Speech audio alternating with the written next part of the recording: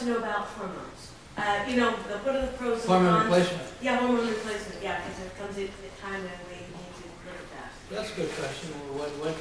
What about hormone replacement? How many people in the audience are interested in hormone replacement?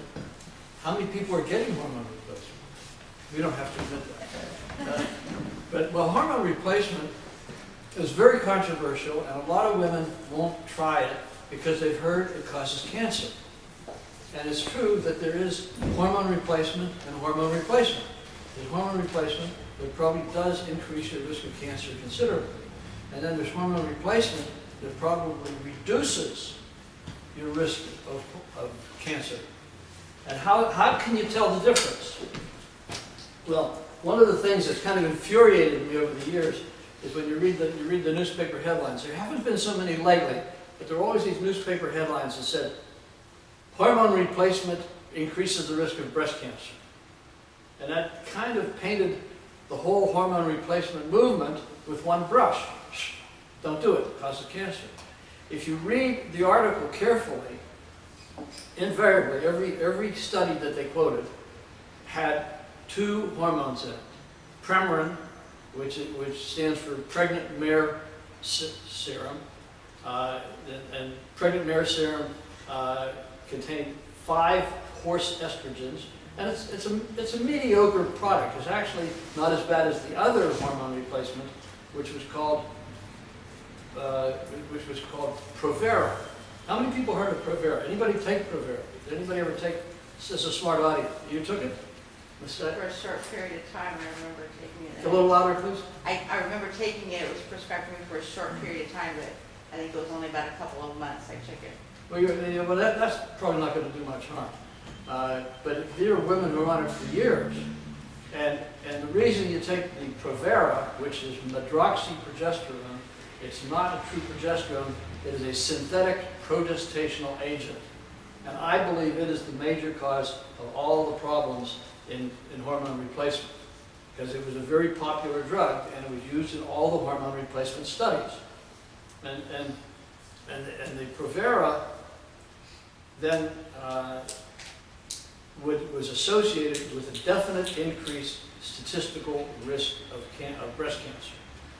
But so they would start these studies with both these hormones in it, and the reason they use the progestin agent is there have been studies that show that when you're taking estrogen, you have to counter the estrogen effect with progesterone, or else you get a risk of uterine cancer.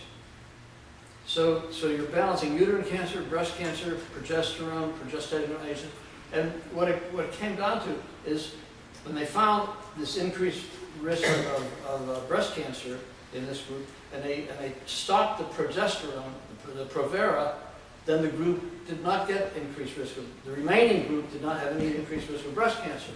So this was a very important finding which has been totally downplayed or ignored by the media.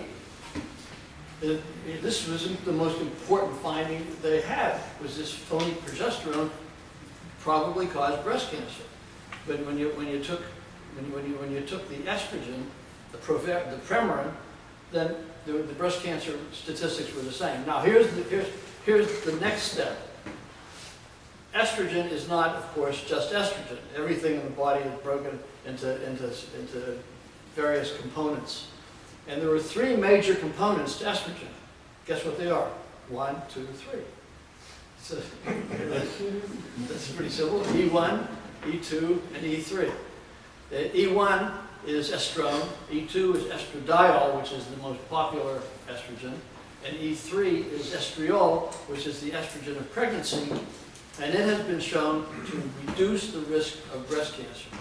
So they say don't take estrogen if you've had breast cancer. Well, the E3 really belies that.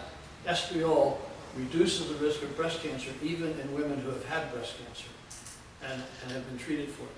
And Uzi Rice, is a gynecologist in Beverly Hills, is a very good friend of mine. He has something like 75 women in a study for 25 years, women who have had breast cancer, and all of them he puts on estrogen, E3. And and one of them died. The one that died was almost dead when she came to see him.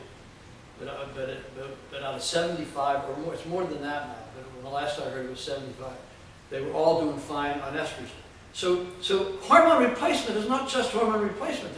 There's enormous variations possible with it, and there are enormous differences in the results.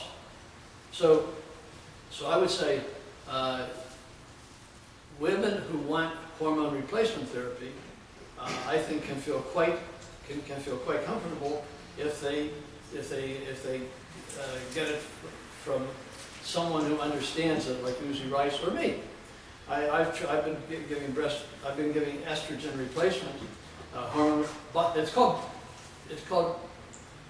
bioidentical hormones, BHRT, and bioidentical